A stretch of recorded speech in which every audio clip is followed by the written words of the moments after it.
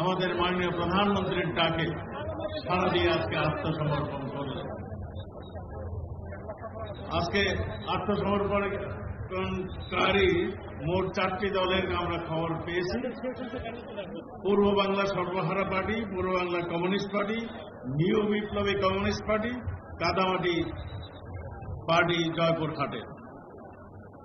আত্মসমর্পণকারী আমাদের আগ্নেয়াস্ত্র অনেক জমা দিয়েছেন, আমি এগুলো সংখ্যায়িত আর করলাম না। আত্মসমর্পণকারী মোট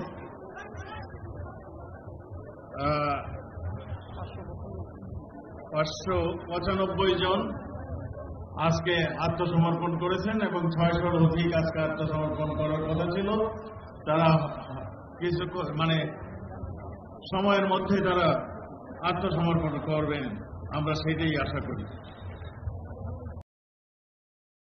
সভাপতি এই পাবনা জেলার সম্মানিত পুলিশ সুপার, তার বক্তৃতা আপনারা শুনেছেন। তিনি এই অনুষ্ঠানটির আয়োজন করেছেন।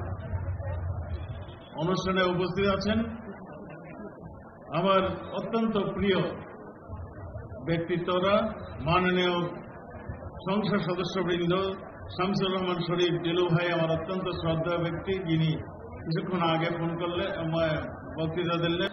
প্রাক্তন মন্ত্রী মহোদয় জনাব অ্যাডভোকেট শামসুল হক টুকু, আমাদের মাননীয় এমপি, তিনি সভাপতি স্বরাষ্ট্র মন্ত্রণালয়, আমাদের স্বরাষ্ট্র মন্ত্রণালয়ের স্থায়ী কমিটির আমাদের সভাপতি, এবং তিনি সাবেক প্রতিমন্ত্রী ছিলেন আমাদের স্বরাষ্ট্র মন্ত্রণালয়।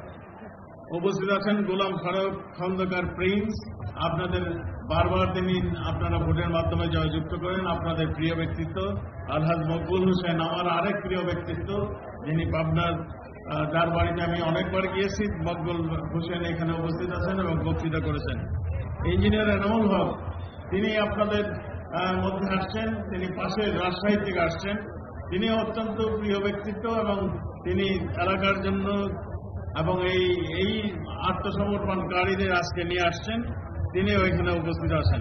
জনাব আহমেদ ফিরোজ কবির এমপি পাবনা 2, জনাব ফরিদা ইয়াসমিন জলি, এবং প্রধান বক্তা হিসাবে যিনি বক্তৃতা করেছেন আমাদের পুলিশের আইজিপি, যারা 2 লক্ষ পুলিশের আজকে নেতৃত্ব দিচ্ছেন।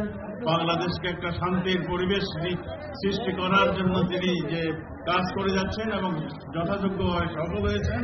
আমাদের প্রিয় ব্যক্তিত্ব ডক্টর মোহাম্মদ, দক্ষিণ পশ্চিমাঞ্চলের সন্ত্রাস দমনের লক্ষ্যে একটি হয়েছিল। তখন প্রায় 2000 সর্বহারা চরমপন্থী আত্মসমর্পণ করেছেন। আমাদের আজকে যারা আত্মসমর্পণ করলেন তাদের জন্য মাননীয় প্রধানমন্ত্রী, আপনারা দেখেছেন, তাদের ভবিষ্যতের জন্য তারা যেন কিছু করে খেতে পারে, তারা যেন একটা সৎ পথে চলতে পারে, তার জন্য কিছু তাৎক্ষণিক অনুদান দিয়েছেন এবং বলেছেন এগুলি যেন এরা যেন সমাজের যে কোনোখানে যে কোনো কিছু যায় আমরা যেন লক্ষ্য রাখি। আমরা অবশ্যই যারা নাকি স্বাভাবিক জীবনে তারা ফিরে আসবেন তাদের জন্য আমরা লক্ষ্য রাখবো, তারা যেন ফিরে আসে। আর যারা নাকি এখন পর্যন্ত যে অল্প কয়েকজন আছেন আপনারা আত্মসমর্পণ করেন নাই, আপনাদের জন্য আমি একটি কথাই বলে যাব। আমাদের পুলিশ, আমাদের গোয়েন্দা সংস্থা কিন্তু আগে 10 বছর আগের গোয়েন্দা সংস্থা কিংবা পুলিশ নয়। এরা অত্যন্ত সক্ষম, এরা অত্যন্ত দক্ষ, এরা দেশপ্রেমে উদ্বুদ্ধ, এরা যে কোনো চ্যালেঞ্জ মোকাবেলা করতে পারে। আপনারা সন্ত্রাসী কর্মকাণ্ড চালাবেন আর আমাদের এই নিরাপত্তা বাহিনী বসে থাকবেন, আমাদের গোয়েন্দা বাহিনী বসে থাকবেন, এটা চিন্তাই করবেন না। আপনাদের মাননীয় প্রধানমন্ত্রী যে আহ্বান করেছেন, আপনাদের জন্য যে চিন্তা ভাবনা করেছেন, আপনারা সেই জায়গাটিতে চলে আসুন। আপনাদের জন্য সর্বধরনের আমাদের মাননীয় প্রধানমন্ত্রী যে সহযোগিতা করে যাচ্ছেন, আপনাদের জন্য সেটি ওপেন থাকবে। আপনারা সেই জায়গাটিতে চলে আসার জন্য আহ্বান রাখছি। আপনারা দেখছেন বৃষ্টি শুরু হয়ে গিয়েছে, আমি আর কথা বাড়াবো না। আমি শুধু এইটুকু বলবো যে এদেশের শুধু আপনারা নন, এদেশের জলদস্যুরা, এদেশের বনদস্যুরা একের পর এক কিন্তু সারেন্ডার করেছেন। কেন করেছেন? আমাদের নিরাপত্তা বাহিনীর ভূমিকা থেকে তারা সারেন্ডার করেছেন। আমরা মাদক ব্যবসায় যারা জড়িত তারাও সারেন্ডার করছেন।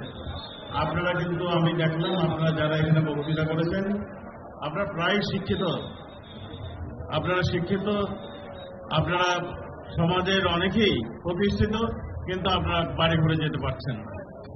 আপনাদের পরিবারের একজন সদস্য তার দুঃখের কথা, তার বেদনার কথাটা আজকে প্রকাশ করে গেলেন।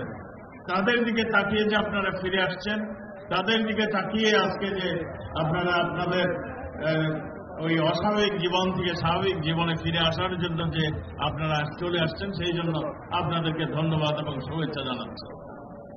আমি আবারও স্পষ্ট করে বলতে চাই, আপনারা যারা আত্মসমর্পণ করেছেন, আমরা একটা আইনি প্রক্রিয়ার মাধ্যমে আপনাদেরকে আইনি সহযোগিতাটা দেব।